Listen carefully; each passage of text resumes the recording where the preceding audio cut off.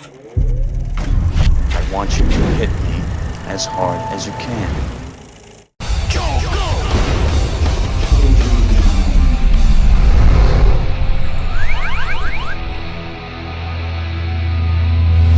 This Friday, Jack Black makes his return to the role of Po, the clumsy yet lovable martial arts animal master who teams up with his long-lost dad, voiced by Bryan Cranston, in Kung Fu Panda 3. And it's hard to believe that's been over 40 years ago when people like Bruce Lee, Jackie Chan, and the Shaw brothers introduced the martial arts to the landscape of American film. And in those decades, the martial arts genre has become so widespread that there's been numerous franchises other than Kung Fu Panda that have brought the art of Asian ass-kicking to our younger audiences as well. The Karate Kid, Teenage Mutant Ninja Turtles, and the one we're talking about today, Three Ninjas. Back in 1992, the first Three Ninjas successfully combined the worlds of Ninja Turtles-style butt-kicking and Home Alone-style slapstick, proving successful enough to get 3 sequels as well as a video game. Sadly, that success came to a halt in 1998 with the release of the 4th entry, High Noon at Mega Mountain, which despite its all-star cast, Hulk Hogan, Ernest P. Worrell, and the chick from WKRP in Cincinnati who banged Burt Reynolds, barely squeaked into theaters and only made off with a paltry $375,000 at the box office. So seeing as I've trained in the forest of Tibet with a wise master in the arts of bad movies, I think I'm ready to take on this cinematic kung foolishness. You think your bad movie scares me, Hulkster? Tell them what we're gonna do, Booker T. We want the gold, sucker! Hulk Hogan! We coming for you, nigga! Ninja! He meant to say ninja, because, you know,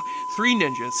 Now our film begins with a new set of young actors playing the titular trio of master ninjas, the Douglas brothers, aka Rocky, Colt, and Tum Tum, as they are training yet again with their grandpa Maury, once again played by Victor Wong in what would sadly turn out to be his last movie. I know, that's sad, but at least he didn't live to hear the news about the Big Trouble in Little China remake. Maury is depressed when he hears the kids declare they're getting too old to train with their grandpa anymore. I think it's time to put old grandpa on the shelf like G.I. Joe and Buzz Lightyear. While Tum Tum is depressed to hear his favorite TV action star, Dave Dragon, played by Hulk Hogan, has just had his show canceled.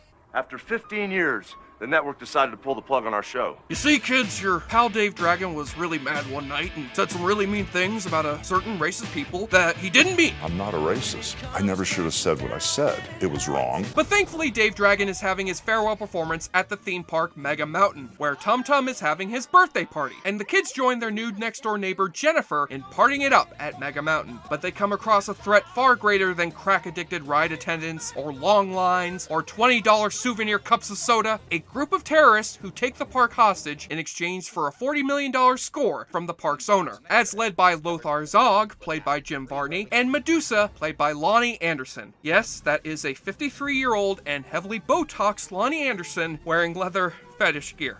Excuse me for a moment. Okay, anyway, what these terrorists didn't count on was the ass-kicking skills of not just the 3 ninjas, but Dave Dragon as well, who must make the leap from pretend superhero to an actual superhero, despite the fact he's defeated at almost every turn in this movie. Can I help you? Yes, you can help me by going to sleep. Klaus?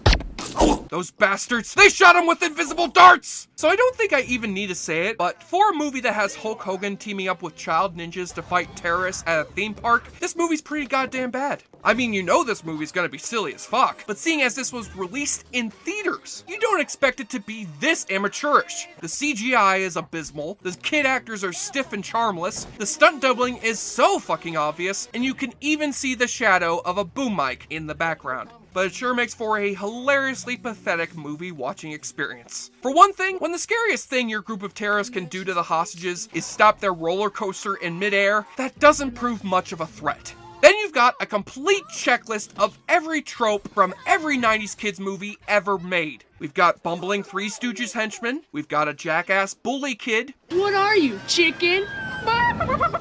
You're just a chicken. Chip, chip, chip, chip, chip, chip. Someone gets hit in the balls, someone pees their pants, and they even do a fucking not joke. Nice face.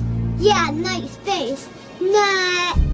It's hopelessly incompetent in every way, which makes it an endless source of high-kicking hilarity, especially those of us who grew up watching shit like this in the 90s. So it may not be the final film that the Three Ninjas franchise deserved, but Wait a minute, what am I talking about? This is fucking Three Ninjas! It deserves all it gets. So go have yourself an awfully good time up there on Mega Mountain. Also, you can't find that Hulk Hogan sex tape anywhere online. Believe me, I've checked. So if you want to watch Hulk Hogan embarrass himself and ruin his career, consider this the next best thing.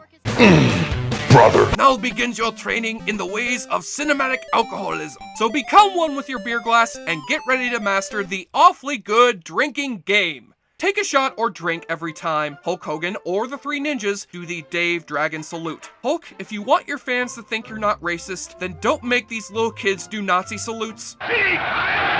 Someone cries out, "Hiya!"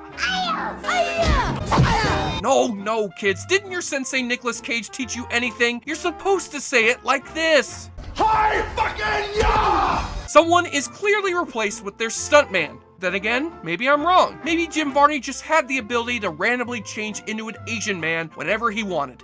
I just know I can win him over. We'll have that little talk.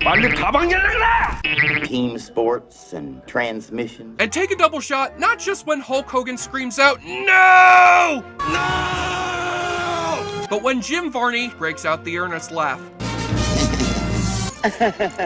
Oh, that's our Ernest. Stay tuned for Ernest P. Worrell's next cinematic adventure when he goes back to jail in Ernest Meets the Booty Warrior. I like you. I want you. You're that guy. I'm a wife. All we can do is the easy way out of the hallway. It's all the choice of yours.